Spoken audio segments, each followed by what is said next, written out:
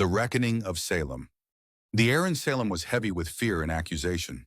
By the summer of 1692, the town had been gripped by paranoia, with whispered names turning to shouted accusations in the cramped courtroom of the meeting house. Mary Whitlock, a young woman of 22 with piercing gray eyes, stood before the magistrates as the townsfolk clamored for her execution. "She bewitched my cattle," cried one man. "And my daughter can no longer speak," screamed another. Mary's calm demeanor only fanned the flames.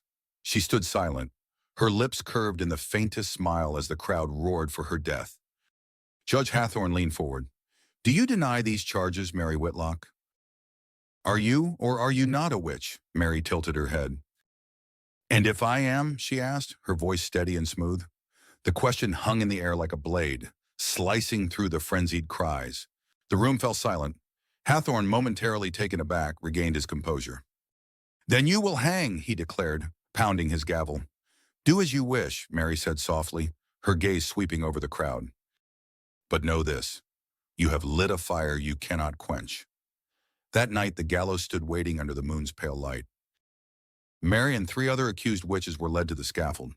The town gathered to watch, their faces a mixture of dread and grim satisfaction.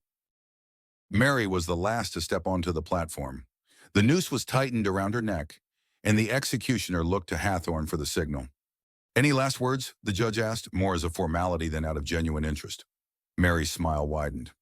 "You think you've won, but tonight, Salem will remember what true fear feels like." Before anyone could respond, the wind shifted. A low, guttural sound rose from the woods like the growl of an unseen beast. The torches sputtered, their flames bending unnaturally. The crowd murmured in confusion. "What trickery is this?" Hathorne demanded. Mary whispered something under her breath, a language no one recognized. The ground beneath the scaffold trembled. Suddenly, the other accused witches, their hands still bound, rose to their feet, their eyes glowing with an unnatural light. The crowd screamed as the ropes binding their wrists and necks snapped like threads. From the shadows of the forest, figures emerged. Women long thought dead, burned or hanged, walked into the clearing. Their faces were hollowed by time, but their eyes blazed with unrelenting fury. The wind howled as they advanced, and the townsfolk scattered like frightened sheep. Judge Hathorne stumbled backward. "This is impossible," he cried. Mary stepped down from the scaffold, the broken noose dangling around her neck like a grisly necklace. "You called us witches," she said, her voice carrying over the chaos. "And now we will show you the power you feared." With a flick of her hand, flames erupted from the gallows, consuming the wooden structure in seconds. The sky darkened as a storm brewed overhead, lightning illuminating the fleeing townsfolk. By morning, Salem was a ruin. The meeting house was reduced to ash, and the once proud judge lay lifeless in the town square, his face frozen in terror. Those who survived spoke of ghostly figures roaming the streets, their whispers a chilling reminder of Salem's sins. Mary Whitlock and her coven vanished, but their message remained. The witches had not only survived, they had won.